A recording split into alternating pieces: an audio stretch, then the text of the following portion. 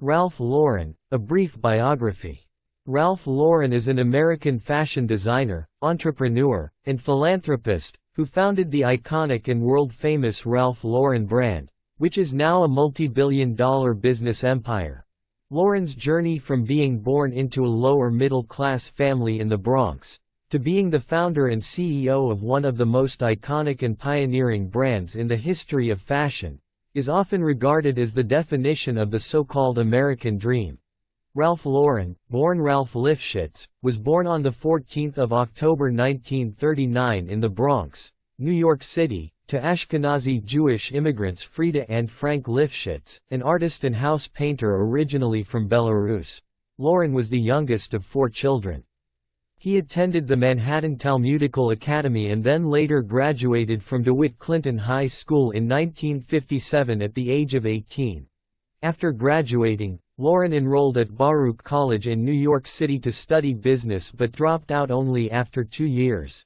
In 1962, Ralph Lauren, aged 23, enlisted to serve in the United States Army. 2 years later, aged 25, he was discharged from service. Upon his discharge, he began working as a sales assistant for the American apparel brand Brooks Brothers. His stay there was brief, and he soon began working as a salesman for a necktie company called Rivets. In June of 1964, Lauren met Ricky Ann Lowe Beer in a doctor's office where she was working as a receptionist. They soon began a relationship and married 6 months later. Lauren was 25 years old and Ricky was only 21. The couple would go on to have 3 children. In 1967, Lauren, then working for the manufacturer Beau Brummel, convinced the company's president to allow him to start his own line of neckties. The same year, he established Ralph Lauren Corporation at the age of 28, little knowing that this company would go on to represent the world-famous brand it is now. After encountering a game of polo one day along with his friend, Ralph Lauren became enamored with the sport. Polo was mostly a sport for the rich, and to Lauren, it symbolized sophistication, elegance, and class. Taking inspiration from his love of sports since childhood and the impact that the game of polo had upon him, he decided to launch his first neckwear line under the name Polo in 1967. He worked out of a small drawer in the Empire State Building, making deliveries to stores by himself. The neckwear line included a collection of wide ties inspired by the glamour of old Hollywood, each of them handmade from the highest quality fabrics. The following year, he introduced his first full men's collection which included dress shirts in unexpected sports shirt fabrics and a white flannel suit. Lauren later explained that he was inspired to launch this line because he wanted something that got him excited and that had more romance. In 1969, Ralph Lauren approached the luxury department store chain Bloomingdale's to sell his line of wide ties, which was then against the trend. As the market was dominated by narrow neckties at the time, Bloomingdale's asked Lauren to make his ties narrower and allow them to sell the ties under their own brand. For this, they offered him a good amount. Even though Lauren was broke at the time and desperately needed money, he rejected the offer and walked away. He would later reveal that he did so because he truly believed in his product and it meant much more to him than just making money out of it. However, as luck would have it, Bloomingdale's approached Lauren 6 months later and agreed to sell his ties under his own brand. In the very first year, Lauren sold around $500,000 worth of ties, making it a huge success. In 1970, Bloomingdale's gave him his own in-store boutique, which was the first time Bloomingdale's had done such a thing for a single designer. In 1971, Ralph Lauren opened its first standalone store on Rodeo Drive in Beverly Hills, California. The same year, Ralph Lauren Corporation introduced a line of tailored shirts for women, featuring details inspired by his men's line.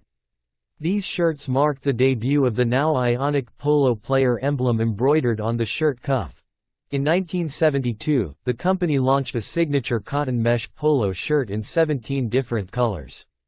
The shirts featured the polo player logo on the chest and it quickly became one of the brand's signature styles and an icon of American style in general. By the mid-1970s, Lauren's clothing lines had captured the attention of the people as well as of Hollywood.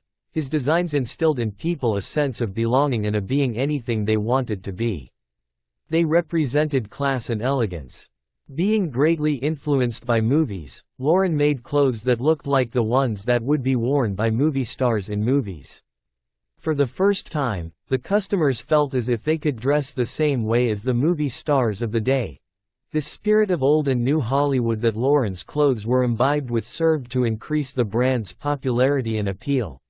In 1974, Ralph Lauren dressed the male cast of the movie The Great Gatsby in costumes from his Polo line, a 1920s style of men's sweaters and suits, except for the pink suit Lauren designed specifically for Robert Redford, who played the film's protagonist Jay Gatsby. The success of the film increased the brand's popularity and reach even further. Lauren would also go on to dress the leading characters Woody Allen and Diane Keaton in Allen's 1977 film Annie Hall. In early 1978, Ralph Lauren fragrances, Polo for men and Lauren for women, were launched by Warner Lauren Limited. At Bloomingdale's, the signature green bottle of the men's fragrance was inspired by a vintage flask and complemented masculine notes of leather, tobacco, and pine. It was the first time that a designer had launched two fragrances simultaneously for men and women. In 1981, Warner Lauren Limited went international after opening the first freestanding store for an American designer on New Bond Street in the West End of London, thereby entering the European market as well. Over the years, the Ralph Lauren brand would expand and branch out into several other fields outside of fashion, such as accessories, apparel, and home. The company's products would include premium products produced by RL, Polo Ralph Lauren children's wear, and Denim and Supply Ralph Lauren, sub-premium products produced by Lauren Ralph Lauren, mid-range products produced by Chaps, and full luxury products produced by Ralph Lauren Purple Label and Ralph Lauren Collection. By the late 1990s, Ralph Lauren Corporation was a fully established, reputed, and famous company, whose various brands were widely sought after and well-known across the world. The company introduced 10 additional lines after launching the Polo Sport line in 1992 and even acquired other brands. In June of 1997, Ralph Lauren Corporation became a publicly traded company on the New York Stock Exchange. By the year 2016, the company had 493 directly operated stores, out of which 272 were Polo factory stores, 144 were Ralph Lauren stores, and 77 were Club Monaco stores. The company also operated 583 concession shop locations across the world, and international licensing partners operated 93 Ralph Lauren stores, 42 dedicated shops, and 133 Club Monaco stores. The company now has flagship stores in important cities such as New York, Chicago, Moscow, Milan, Tokyo, Paris, and London. Having undergone surgery to remove a benign brain tumor in 1987, Ralph Lauren focused a lot of his philanthropic activities on the research and treatment of cancer. In 1989, Lauren, along with the Washington Post publisher Katharine Graham, co-founded the Nina Hyde Center for Breast Cancer Research at Georgetown University Hospital in Washington, D.C. in memory of the late Post fashion correspondent Nina Hyde. In 2000, Ralph Lauren Corporation launched the Pink Pony campaign, which was a national initiative to reduce disparities in cancer care by raising awareness as well as enhancing prevention, screening, and treatment in poor and underserved communities.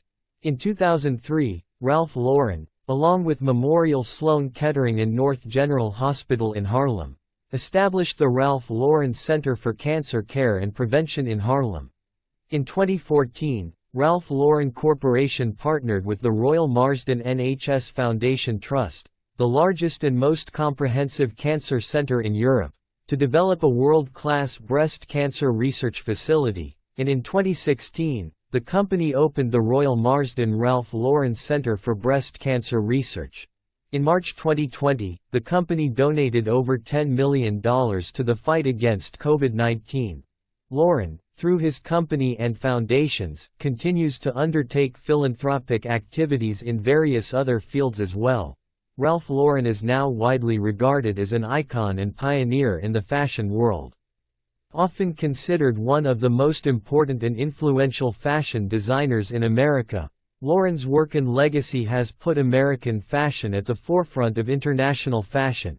His clothing lines have been copied and imitated by several other companies with much success, but Lauren constantly remains ahead of the trend, often creating the trend rather than simply following it. Over the years, Ralph Lauren Corporation has become the official outfitter of prestigious events such as the US Open, Wimbledon, and Australian Open, and has even become the exclusive official parade outfitter for the US Olympic and Paralympic teams, with the right to manufacture, distribute, advertise, promote, and sell products in the US which replicate the parade outfits and associated leisurewear.